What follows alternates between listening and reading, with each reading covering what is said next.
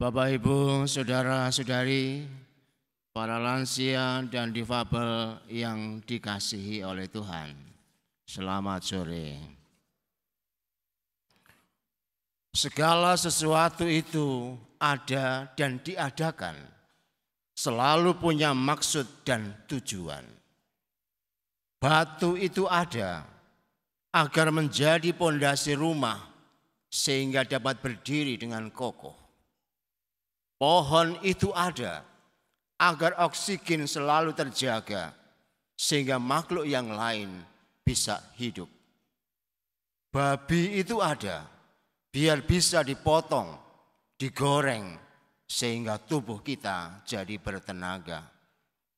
Kita juga ada, tidak sekadar lahir, besar kemudian menikah, tua, mati, lantas arwahnya jadi hantu. Tidak sekadar itu. Lebih daripada itu, seturut konteks kitab suci hari ini, kita ada untuk diutus menjadi obor bagi dunia.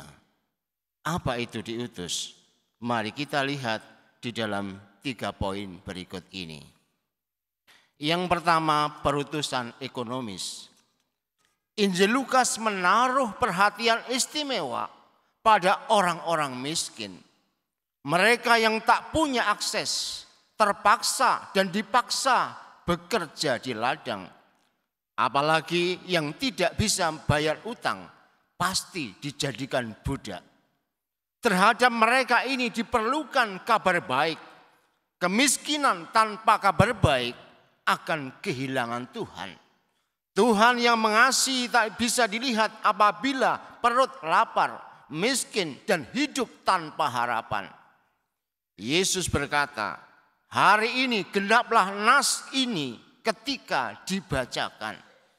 Itu berarti dia tidak hanya tulisan yang indah, tetapi pribadi yang langsung bertindak, mengenyangkan yang lapar, menyembuhkan yang sakit, membebaskan yang kerasukan, dan meneguhkan yang tertindas. Bahkan ia tidak hanya berbicara tentang Allah yang Maha Rahim, tetapi sekaligus mengampuni dosa dengan mengatakan, dosamu telah diampuni.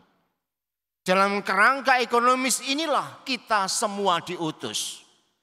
Adanya kita adalah kabar baik bagi mereka yang miskin. Tuhan mengutus kita pergi dari egoisme kita untuk keluar memberi perhatian, membagikan kepunyaan, dan membebaskan belenggu orang-orang yang terkekang. Kita ada untuk menjadi sukacita sesama, sebagaimana tertulis dalam bacaan pertama tadi. Yang kedua, perutusan politis. Ini baru saya katakan karena jarang-jarang saya berbicara tentang politis. Tetapi fakta menunjukkan tidak sedikit kebijakan pemerintah tidak berpihak pada kita yang minoritas. Lantas sebagian orang berpikir, kalau begitu kita mesti ambil bagian dalam posisi strategis di dalam pemerintahan. Hal ini benar adanya agar kita bisa turut mengambil kebijakan umum. Namun fakta juga menunjukkan godaan kekuasaan juga menyusup pada diri orang-orang Katolik dalam flexing, manipulatif dan koruptif. Maka saya mengajak Anda melihat dari perspektif yang lain. Setelah dibaptis, Yesus digoda oleh iblis. Tapi kemudian setelah mengalahkan iblis, Yesus diutus pergi untuk menyampaikan kabar baik. Dengan kuasa Roh Kudus ia mengajar secara lisan dan memahkotainya dalam tindakan. Banyak orang mengikutinya dan ingin menjadikan dia sebagai raja. Namun ia tidak ingin merebut kuasa, merombak sistem sosial politik, juga mendorong revolusi. Yesus tetap bergerak untuk peduli kepada mereka yang miskin, buta, tertindas, dan tertawan. Ia hadir untuk memberi harapan di tengah dunia yang putus asa. Ia meneguhkan janji bahwa Allah itu adalah Allah yang hidup, dan selalu menyertai. Inilah sebenarnya gerakan politis sejati yang berujung kesejahteraan lahir dan batin. Maka Yesus meminta supaya kita menjadi bintang harapan, obor keselamatan, dan penunjuk arah bagi dunia sekitar kita. Di tengah mayoritas yang majemuk, kita yang kecil mesti menjadi titik bara api yang membakar. Barangkali tindakan kita itu hanya kecil belaka, tidak berarti. Tetapi manakala anugerah Roh Kudus itu sungguh-sungguh menjadi kekuatan, akan membarakan api yang kecil itu. Sosial kemasyarakatan akan mengalami perubahan saat kita punya keperpihakan kepada mereka yang miskin, buta, dan tertindas.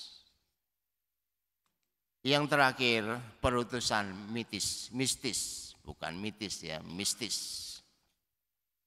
Salah satu dimensi paling penting selain ekonomis politis adalah gerakan rohani atau mistik.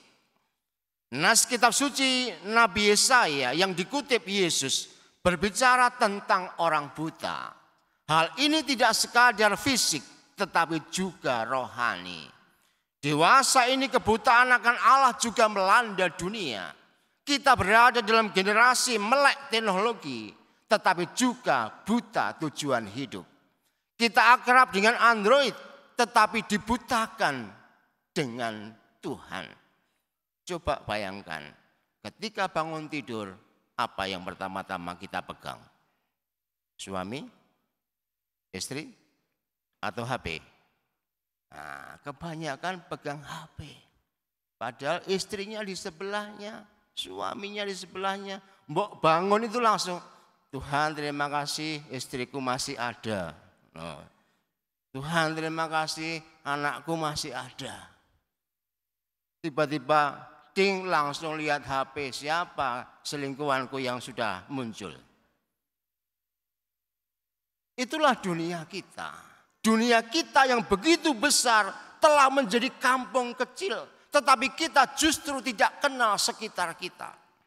Sekian banyak tawaran dunia yang menggiurkan, tetapi kita kehilangan kemampuan untuk memilih karena kita tidak tahu arah dan tujuan hidup. Ujung-ujungnya dari semua itu adalah Allah jadi tidak penting lagi. Disinilah kita diutus untuk mengolah hidup rohani yang tidak sekadar biasa-biasa saja. Sebab salah satu solusi dunia yang gelap ini adalah hidup rohani yang memberikan terang. Dengan hidup bersama Tuhan, kita bisa menyerukan kabar baik sekaligus menjadi suluh, terang dan obor bagi mereka yang tidak tahu arah.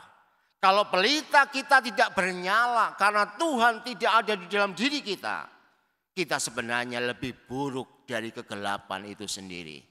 Oleh karena itu, sapaan sabda Tuhan pada sore hari ini mengusik hati kita, supaya kita berani berjuang di dalam hidup rohani, mendekati Tuhan dengan sungguh-sungguh perjuangan yang keras, agar anugerah Roh Kudus itu tercurah sebagaimana Yesus yang dicurai oleh Roh Kudus itu, dan kemudian menjadi jawaban bagi dunia masa kini. Kalau melihat wajah Anda dan hasrat Anda untuk tekun berdoa pada sore hari ini, kiranya dunia ini akan menjadi lebih baik. Karena Anda adalah orang-orang yang ingin berusaha, tetapi moga-moga usaha itu tidak biasa-biasa saja, tapi makin hari makin mendalam, sehingga kekuatan Roh Allah itu ada dalam diri Anda, baik yang muda, yang tua, terlebih yang lansia. Sebab dengan demikian, maka Anda menjadi cahaya bagi dunia yang gelap ini. Semoga Tuhan senantiasa memberkati kita.